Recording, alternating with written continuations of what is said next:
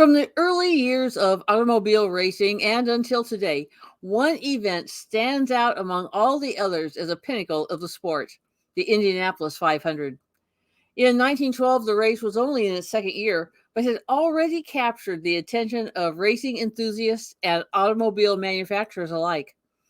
The Indianapolis Motor Speedway was set for an epic battle of man and machine, and the 1912 race still stands as an exceptional event in the history of motorsports.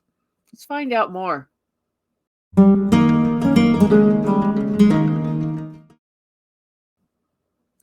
Greetings, everyone. I'm Gail Macinda with History Heights. Every time the Indianapolis 500 race takes place, you can count on thrills and excitement. In 1911, the race was officially called the 1911 International 500-Mile Sweepstakes Race. Ray Haroon took the checkered flag and his place in the history books as he drove to victory in a Marmon automobile named the Wasp. He led the race for 88 of the 200 laps and had an average speed of 74.602 miles per hour. Just 1 year later, there were already changes to the rules for the race we often call the Indy 500. When Ray Haroon won in 1911, he broke with tradition and did not have a second person called a riding mechanic occupying the passenger seat in the car with him. The riding mechanic had several jobs, basically taking care of the car and the driver, such as running to fetch parts or fuel from the pit area, and more. Another job of the riding mechanic was to keep track of what was happening on the track around and behind him, and then relay that information to the driver. Instead of a person, Haroon used a basic rearview mirror. Since Haroon's car was a one-seater, a streamlined body design was used. But in 1912, the American Automobile Association Contest Board required a driver and a riding mechanic in each car for any race over 100 miles. So for the Indy 500 in 1912, there would be 2 people in each car, no exceptions. Another significant change was in the winner's purse. In 1911, it was $27,550. But in 1912, it had nearly doubled to $52,225. This would result in the 1912 winner receiving $20,000 compared to the entire purse of $27,550 just the year before. This was very attractive to the race teams indeed. Also changed was the way cars qualified for the race. In 1911, a car had to maintain a minimum speed of 75 miles per hour for just a quarter mile to qualify. In 1912, the distance was extended to a full lap around the track, or 2.5 miles. This may not sound like a big requirement, but of the 29 entries, only 24 drivers qualified to race. On the Monday before Decoration Day, which we now celebrate as Memorial Day, enthusiastic fans paid 25 cents each to watch. They saw the standout performance of David Bruce Brown reach the fastest qualifying speed of 88.45 miles per hour in his qualifying run. In 1911, the pace car ran from inside of the first row. In 1912, it would run out in front of the field. For both years, however, the starting positions were not determined by the fastest qualifying times. Rather, they were determined by the order of their entry date. The race was held on Thursday, May 30th, on Decoration Day. Ray Haroon, the winner of the 1911 race, described the weather conditions as nearly ideal. He continued, even the sun seemed to encourage the posting of record-breaking marks as the air was cool enough to make record-breaking possible. Nearly 80,000 people were in attendance that day at the Indianapolis Motor Speedway, affectionately called the Brickyard. With a wave of the flag to begin, which at that time was red, they were off. Teddy Tetzloff started in the center position of row 1 and took an early lead, But by lap 3, Ralph De Palma, also starting in the front row just to the right of Tetzlaff at the outside center, charged ahead. De Palma was driving a gray Mercedes, the number 4 car called the Gray Ghost. He was just 29 years old, but already a racing veteran. In 1911, he placed 6th at that first 500-mile race at the Indianapolis Motor Speedway, and many people expected him to take an early lead or even win. At first, he was challenged by another top driver, David Bruce Brown, the driver who had that fastest qualifying run, but Bruce Brown never took the lead. Once De Palma took the lead, he owned it, thoroughly dominating the race. He began to lap the slower cars on the track, skillfully working his way through the pack each time. He eventually increased his lead to 5.5 laps, over 11 minutes ahead of the driver in second place. The 500-mile race was a grueling test of both man and machine. De Palma was comfortably in the lead, but there was a lot going on behind him. Mel Marquette in the number 23 McFarlane car started the race in position 19, but on lap 63, the wheels broke. He was not able to finish the race and ended in 19th place. Gil Anderson started in the pole position, but on the 80th lap crashed in turn 3. He finished in 16th place. Bob Berman started in position 12. He had completed 157 laps in the number 5 cutting car when he crashed in turn 2. He finished in 12th place. Other cars had mechanical problems too and had to drop out. And all this time, De Palma was still in the lead. The race fans began to feel so sure of who the winner of the race was going to be that some even left early. De Palma and his riding mechanic, Rupert Jeffkins, were feeling pretty confident too. The large Mercedes was solid and performing beautifully. I hope you're catching the foreshadowing here. Things are about to change. Joe Dawson was in second place, driving the number 8 car, a blue and white National. He knew not to strain the engine in this futile effort to catch De Palma, so he was okay with leading the rest of the pack. But then, see, I tried to warn you. With just 5 laps left in the race, the engine in De Palma's Gray Ghost began to sputter. The car was losing power. Smoke poured from the exhaust. The problem was a connecting rod broke and tore a hole in the crankcase. The car was losing oil. De Palma had to make some quick decisions. He decided that this late in the race, there was no time for a pit stop. So because of his big lead, he chose to keep rolling, even at a reduced speed. But with every lap, the Gray Ghost was slowing down.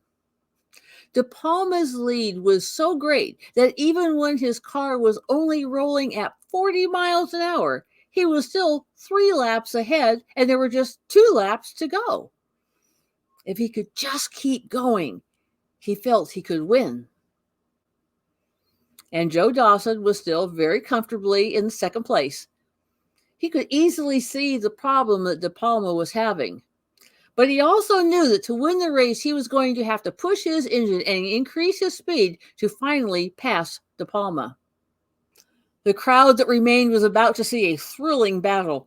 They were on their feet, cheering and shouting. De Palma nursed the limping Mercedes along, and then on lap 199, and at the end of the backstretch, the car finally lost all power. It was still rolling from momentum, and that left only one thing they could do. De Palma and Jeffkins jumped out of their car and began to push. As they were pushing the 2,500-pound Mercedes, Joe Dawson passed them, and the crowd was wild with excitement. De Palma and Jeffkins continued pushing, with the smoke and the dust and the track debris flying all around them. When Dawson passed them for a second time, De Palma knew the outcome of the race, and he waved Dawson on. Joe Dawson, with his riding mechanic, Harry Martin, took the checkered flag and won the 1912 Indianapolis 500, along with that $20,000 in prize money. The fans were cheering for Joe Dawson, a hometown boy from Indianapolis. But they also cheered for De Palma, too. Inspired by their cheers as well as his own dogged determination, De Palma and Jeffkins pushed the Mercedes the 5/8 of a mile to the start-finish line. The crowd continued to cheer in appreciation of what they had just witnessed. De Palma gave them a wave and a smile in reply, but his disappointment had to be hard to take. He could only watch as Dawson sped by for the win. Tetzlaff finished second, a full 10 minutes later. Joe Dawson ran 2 extra laps just in case there was an error in lap counting, but there wasn't. After that, De Palma and Jeffkins finally pushed their car across the finish line, but there was more disappointment to come. They incorrectly believed that they were on the final lap of the 500-mile race, but when race officials told them they were still 1 lap short, it really didn't matter. Race rules also required that all cars had to move under their own power, so their efforts, while noble, did not count towards the race. De Palma waved and smiled to the crowd to thank them for their support and encouragement, and then he left to find Dawson to congratulate him on winning the race. In a post-race interview, De Palma said, "No race is won until the tape is crossed, and I realize that all the time. It's hard luck, but it's all in the game. I did my best, and since I've lost out, I'm for the man who picked the prize." Teddy Tetzlaff led for the first 2 laps. Joe Dawson led for the last 2 laps. Ralph De Palma led for the 196 laps in between. Now stay with me, we're not done yet, and the records set that day are worthy of their own stories. Be sure to click that like button if you're enjoying the story, and tell me in the comments what you find the most interesting or inspiring. Joe Dawson entered the record books not only as the winner of the 1912 race, but as winning driver with the fewest number of lead laps. That would be 2, a record he held for the next 99 years. Ralph De Palma, on the other hand, held the record for the highest number of leading laps by a losing driver, which also included the 4 laps he led in the 1911 race. He held that record until 1987, 75 years later. Out of the 24 cars that began the race that day, just 10 finished, and only the ones that finished were eligible for prize money. De Palma was awarded 11th place, with an official listing of did not finish. So let me tell you about the driver who was in 10th place, the last one to cross the finish line and finish just 1 above De Palma in the official standings. Ralph Mulford was no stranger to racing. He came in 2nd place in the 1911 race, just 2 minutes behind Ray Haroon. The Knox car that Mulford drove in 1912 had a lot of clutch problems, and it caused him to have to make many pit stops. Reports of exactly what happened in the who said what to who when accounts of that day vary, but it seems that Mulford was irritated at the requirement that in spite of his numerous stops and delays, he still had to finish all 200 laps to be eligible for prize money. So he took his sweet time about it. By the time Mulford and his riding mechanic crossed the finish line, the grandstands were empty, the sun was going down, and even the president of the speedway and the starter had left the grounds. Mulford and his riding mechanic reportedly changed shock absorbers for a smoother ride and stopped for a fried chicken and ice cream dinner when they were told they had to finish their laps. So they gathered up their meal, got in the car, and began driving, taking turns eating while the other one drove. They finished their race in 8 hours and 53 minutes, over 2.5 hours after Joe Dawson took the checkered flag. Yet they were awarded $1,200 in prize money and 10th place, 1 higher than Ralph De Palma. They also went in the record books with the slowest finishing speed, a record which still stands today at 56.285 miles per hour. David Bruce Brown, that driver with the fastest qualifying speed, was also in the 1911 race when he finished third behind Ray Haroon and Ralph Mulford and had led for 81 of those laps. In the 1912 race, however, Bruce Brown came in 22nd. Although he started strong, the national car he was driving that day developed engine problems and he had to drop out after just 24 laps. About 4 months later, Bruce Brown and his riding mechanic were killed during practice for the 1912 American Grand Prize race held in Milwaukee. De Palma, Tetzlaff, and others were at the hospital at the time and wept when they were told that their friend had died. The story of the 1912 Indianapolis 500 and De Palma's great push made the newspapers across the nation. Ralph De Palma continued his racing career and was very successful. By the time he retired from auto racing in 1936, he was one of the most respected and successful drivers in the early years of autosports, with a winning percentage of over 88%. De Palma did win the Indianapolis 500 once in 1915, but he is probably best known and admired for the one he lost.